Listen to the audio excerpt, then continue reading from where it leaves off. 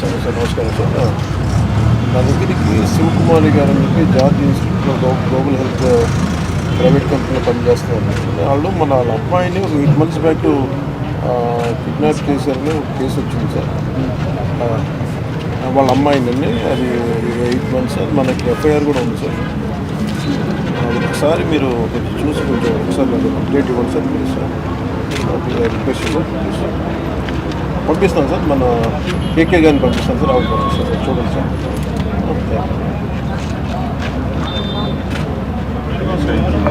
మీరు వెళ్ళండి ఒకసారి. అందరికీ నమస్కారం. సో నిన్న చిరాల రూరల్ పోలీస్ స్టేషన్ అంటే ఈపురపాలెం పోలీస్ స్టేషన్ పరిధిలో నిన్న ఎర్లీ మార్నింగ్ అరౌండ్ 5:45కి ఒక అన్ఫార్చునేట్ షాకింగ్ ఇన్సిడెంట్ జరిగింది. ఒక 21 years old అమ్మాయిను అత్యాచారం చేసి హత్య చేయడం జరిగింది. అమ్మాయి ఎర్లీ మార్నింగ్ 5:30, 5:45 టైంకి బహిర్భూమికి బయట వెళ్ళడం జరిగింది. అక్కడ అమ్మాయిను రేప్ చేయడం, తర్వాత అక్కడే అమ్మాయిను మర్డర్ చేయడం జరిగింది.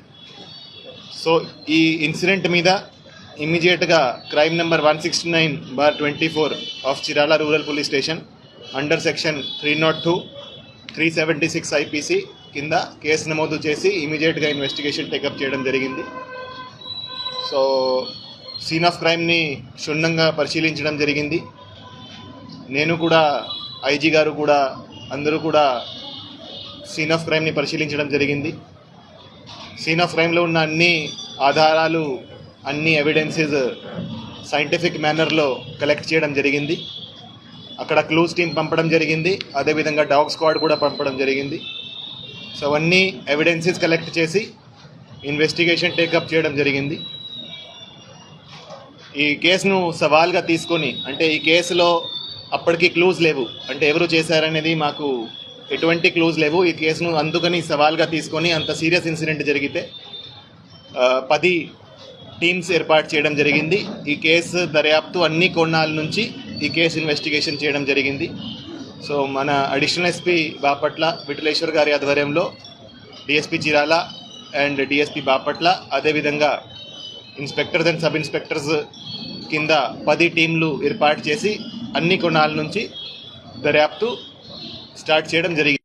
ఇన్వెస్టిగేషన్ పరంగా ఈరోజు సాయంత్రం చిరాల అవుట్స్కర్ట్స్లో హై రెస్టారెంట్ దగ్గర 3 ముద్దాయిలని అరెస్ట్ చేయడం జరిగింది. ఈ 3 ముద్దాయిలు ఈపురపాలెం విలేజ్కే, సేమ్ విలేజ్కి చెందిన వాళ్ళే. A1 Deverakonda Vijay, A2 Karanki Mahesh and A3 Deverakonda Srikanth. So వీళ్ళు ముగ్గురికి ఇంతకుముందు కూడా వాళ్ళ మీద కొన్ని కేసులు, క్రిమినల్ కేసులు ఉన్నాయి. ఎవరైతే A1 and A2 ఉన్నారో వాళ్ళు ఆ రోజు ఎర్లీ మార్నింగ్ అరౌండ్ 5 గంటలకి అదే ప్రాంతంలో, ఆ రైల్ పట్టాల దగ్గర మందు తీసుకొని అక్కడ వాళ్ళు డ్రింక్ చేస్తున్నారు. సో వాళ్ళు నార్మల్గా అదే ప్రదేశంలో తరచుగా డ్రింక్ చేయడం జరుగుతూ ఉంది. అదే టైంకి ఎవరైతే హతురాలో ఉందో, ఎవరైతే విక్టిమ్ ఉందో, ఆమె ఆ ప్రదేశానికి వెళ్ళడం జరిగింది. ఆ ప్రదేశానికి వెళ్తే వాళ్ళు అదే అవకాశంగా చూసుకొని ఆమెను ఇద్దరు బలవంతంగా లాగేసి బుషెస్లో తీసుకువెళ్ళి అక్కడ ఆమె మీద అత్యాచారం చేయడం జరిగింది. తర్వాత ఆమె నోరు మూసుకొని ఆమె తల మీద రాయితో కొట్టి ఆమెను స్మదరింగ్తో, అంటే ఆమె నోరు ముక్కు మూసుకొని ఆమెను అక్కడ చంపడం జరిగింది. ఇది చేసినాక వాళ్ళు అక్కడ నుంచి పారిపోవడం జరిగింది. పారిపోయి వాళ్ళిద్దరూ వాళ్ళ ఇంటికి వెళ్ళి అక్కడ వాళ్ళ బట్టల మీద కొన్ని మట్టి, తర్వాత కొన్ని ఈ మార్క్స్ ఉన్నాయి. అందుకని వాళ్ళ ఇంటికి వెళ్ళి అక్కడ బట్టలు కూడా చేంజ్ చేయడం జరిగింది. దాని తర్వాత వాళ్ళు ఒక్కసారి మళ్ళీ సీన్ ఆఫ్ క్రైమ్కి రావడం జరిగింది. అప్పుడు కొంతమంది వాళ్ళను అక్కడ చూడడం జరిగింది. అంటే వాళ్ళు సీన్ ఆఫ్ క్రైమ్లో మళ్ళీ ఆ రోజు కొంతమందికి కనపడ్డారు. ఎప్పుడైతే బాడీ దొరికే టైంకి, ఆ టైంకి మళ్ళీ కనపడ్డారు. సో అందుకని మాకు వాళ్ళ మీద కూడా అనుమానం వచ్చింది. వాళ్ళ మీద ఇంతకుముందు పాత కేసులు కూడా ఉన్నాయి కాబట్టి వాళ్ళను అరెస్ట్ చేసి విచారిస్తే వాళ్ళు ఈ క్రైమ్కి కన్ఫెస్ చేయడం జరిగింది, వాళ్ళే చేశారని. సో ఎవరైతే A1 and A2 ఉన్నారో వాళ్ళు ఇద్దరు కలిసి ఆమెను బలవంతంగా అత్యాచారం చేయడం జరిగింది.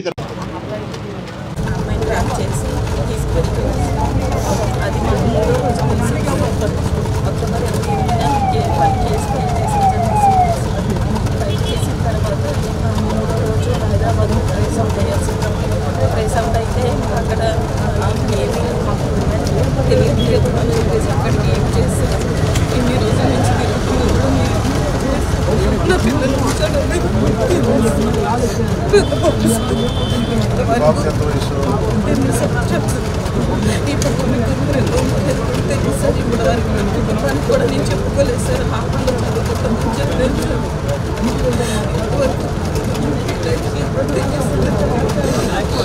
పోలీసులు న్యాయం చేస్తారని చెప్పి ఇప్పుడు ఆయన కూడా నాకు ఇప్పుడు వెళ్ళాడు.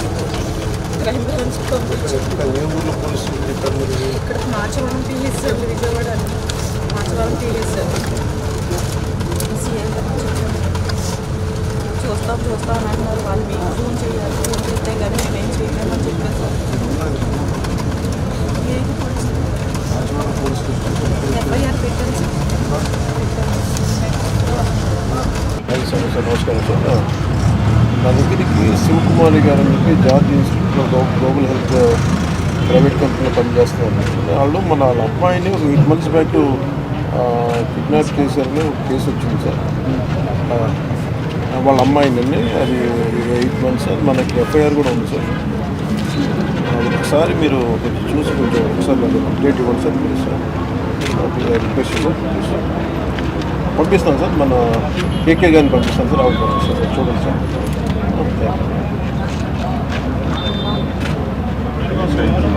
మీరు వెళ్ళండి అమ్మా ఒకసారి.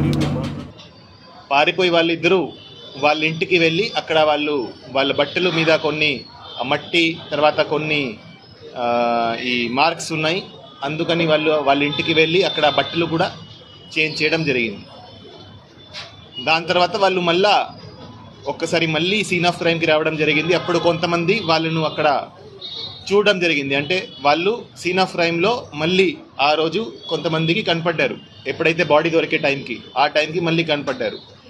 సో అందుకని మాకు వాళ్ళ మీద కూడా అనుమానం వచ్చింది. వాళ్ళ మీద ఇంతకుముందు పాత కేసులు కూడా ఉన్నాయి కాబట్టి వాళ్ళను అరెస్ట్ చేసి విచారిస్తే వాళ్ళు ఈ క్రైమ్కి కన్ఫెస్ చేయడం జరిగింది, వాళ్ళే చేశారని. సో ఎవరైతే A1 and A2 ఉన్నారో వాళ్ళు ఇద్దరు కలిసి ఆమెను బలవంతంగా అత్యాచారం చేయడం జరిగింది. ఇప్పుడు ఆపరేషన్ లేకుండానే మోకాళ్లకు ప్లాస్మా ట్రీట్మెంట్. మీ ఆర్థోపెడిక్ సమస్యలన్నిటికీ రోబోటిక్ టెక్నాలజీ ద్వారా తక్కువ ఖర్చుతో శాశ్వత పరిష్కారం. Free consultation. ప్రతి ట్రీట్మెంట్ పై 20% డిస్కౌంట్. ఈ ఆఫర్ కొద్ది రోజులు మాత్రమే. త్వరపడండి. V9 hospitals 9281465842.